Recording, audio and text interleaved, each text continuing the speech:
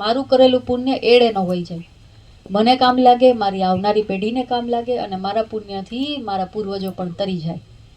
આ ભાવનાથી દાન કરો, સેવા કરો, જે કરો એ. હવે ચોથો ધર્મ ગ્રહસ્થાશ્રમનો, આંગણેથી કોઈ પાછું ન જવું જોઈએ. આંગણાનો ધર્મ. તમે ગ્રહસ્થી છો ને, કોઈ પણ આંગણા આવીને ઊભું રહ્યું ને તો ધૂતકારવાનું નહીં, નહીતર તમારો આંગણાનો ધર્મ ચૂકાઈ જશે. હવે તમે દેવા માંડશો તો કાલ સવારે તો અહીંયા હોજડા આવીને ઊભા રહેશે પછી, બરાબર? તો મેં જે કહ્યું ને, દેવું એટલે પૈસા જ દેવા એવું થોડી છે. તમે કાંઈ પણ આપી શકો.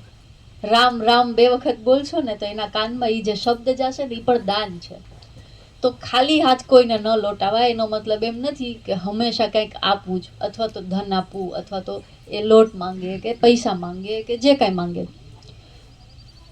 ખાલી હાથ કોઈને ન જવા દેવાનો નિયમ અફળ છે. એને કોઈ ચેન્જીસ નથી, પણ એમાં ચેન્જીસ કેટલા લાવવાના છે? સારો વિચાર દઈને મોકલવા, કંઈક સારી વાત સમજાવીને મોકલવા. જરૂરી નથી ને હર ટાઈમ પૈસા દઈ શકો, અથવા તો ઘરે કોઈ હાજર નથી તો નથી કાંઈ આપી શકાય એવું. બૈરા હોય તો કાંઈ પણ રસોડામાંથી આપી શકાય. પુરુષો હોય તો શું આપે? આંગણે કોઈક આવી ગયું તો સારા શબ્દો, સારી દિશા, આ પણ દાન જ છે. હું જે કાંઈ અત્યારે બોલું છું, આ શબ્દો કોઈને ને કોઈને કાંઈ ને કાંઈ ક્યાંક તો સ્પર્શ કરતા જ હશે ને, તો આ પણ દાન જ છે. તો આવા શબ્દો તમારે આંગણે કોઈ આવીને ઊભું હોય ને ત્યારે આપવા, સારા શબ્દો. 2 વખત ભગવાનનું નામ કરો. આપણી ડોસીમાઓને મેં જોયા છે હજી બોલતા. હવે આ જનરેશન નથી બોલતી. કાંઈ પણ થાય ને એટલે રામ રામ, શિવ શિવ, હે મહાદેવ. કાંઈ દુખાવો થાય ને તો હે માતાજી આમ બોલે. પણ એટલી વારી અજાણતા ભગવાનનું નામ લેતા હતા. ઈ તો લેતા હતા, આજુબાજુમાં 2 જણા જે સાંભળતા હતા ને એનાય કાન પવિત્ર કરતા હતા. આપણી પાસે શું આજનું જનરેશનમાં હવે શું બોલો, તોય સારો શબ્દ કીધો. પછી એનાથી વધારે થોડુંક આમ વધી ગયું છે. આગળની જનરેશન તો બહુ હાઈફાઈ થઈ ગઈ છે. ઓ શટ, આ બોલે. તો શબ્દોનું દાન કરો. ઘરે કોઈ પણ આવે, આંગણામાં ઊભું રહ્યો તો આંગણાનું ધર્મ એ રીતે પાલન કરો કે આપણી ભાષામાં એટલી પવિત્રતા હોય કે એ આપણી પાસેથી કાંઈ એને સંતોષ થાય ન થાય એ એનો પ્રશ્ન છે, પણ મારા તરફથી તો હું કંઈક આપીને મોકલું, એ ભાવ હંમેશા ગ્રહસ્થોને રહેવો જોઈએ. આટલા નિયમોનું પાલન કરશો ને તો તમારી સાધના જે છે ને એ ઓર વેગ પકડશે. હું બાકીના બધા નિયમોનું પાલન કરું અને સાથે સાથે સાધના કરું, થર્ડ ડબલ, એની ફલિત થવાની ક્રિયા જે છે ને એ ઝડપી બનશે.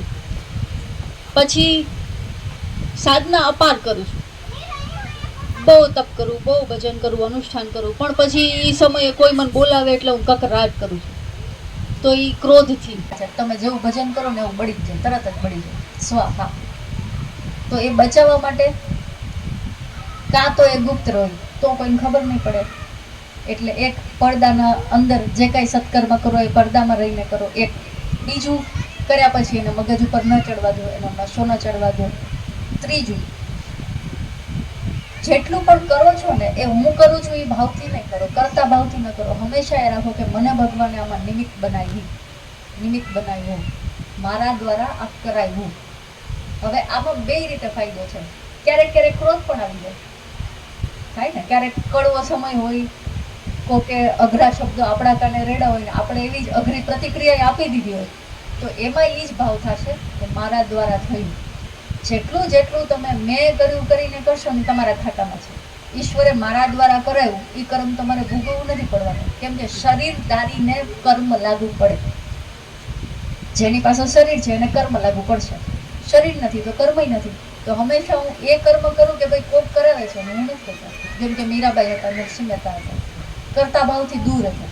હું કરું છું એવું નહીં, હું ભજન કરું છું એમ નહીં, કૃષ્ણ કરાવે છે.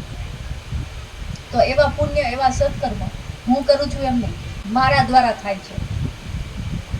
ઈશ્વરની કૃપા છે કે મને આવા સારા કામમાં નિમિત્ત બનાવે છે.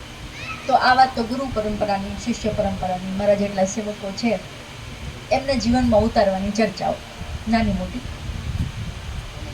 હવે આપણે વાત કરીએ સાંજના સમયમાં જેમ આપણે પત્રિકામાં લખ્યું હતું શ્રી યંત્ર પૂજનની. એક દીક્ષા હું બધાને આપું છું, જે પણ પાત્રતા હોય અને જે પણ ઈચ્છિત હોય, સામે એને પણ ઈચ્છા હોય. શ્રી વિદ્યાનું દાન કરું છું. શ્રી વિદ્યા કોને ખબર છે? કોઈને? પહેલેથી શરૂઆત કરીએ. 10 મહાવિદ્યાઓ છે આ ધરતી ઉપર. વિદ્યાઓની ઉપર જેમ દેવોની ઉપર છે મહાદેવ, એમ હર વિદ્યા છે. અનેક જાતની વિદ્યાઓ છે. એમાં ટોપ લેવલ ઉપર ટોપ 10 જે કહી શકાય ને એવી 10 મહાવિદ્યાઓ છે. 10 મહાવિદ્યાઓની અંદર ત્રીજા નંબર ઉપર જે મહાવિદ્યા આવે છે એનું નામ છે શ્રી વિદ્યા. શ્રી શબ્દ સાંભળતા આપણને એમ લાગે વાત થાય છે રશ્મિજી. શ્રી એટલે ઐશ્વર્ય. જે ઈશ્વરે આ આખી ધરતીની રચના કરી અને એનું જે આ ઐશ્વર્ય છે ને, પંચમહાભૂતથી બનેલું આ આખું બ્રહ્માંડની અંદર, એ ઐશ્વર્યની વાત છે શ્રી. એટલે આપણે દીકરીઓ અથવા તો દીકરાઓના નામની આગળ શ્રીમાન અથવા તો શ્રીમતી લખીએ છીએ.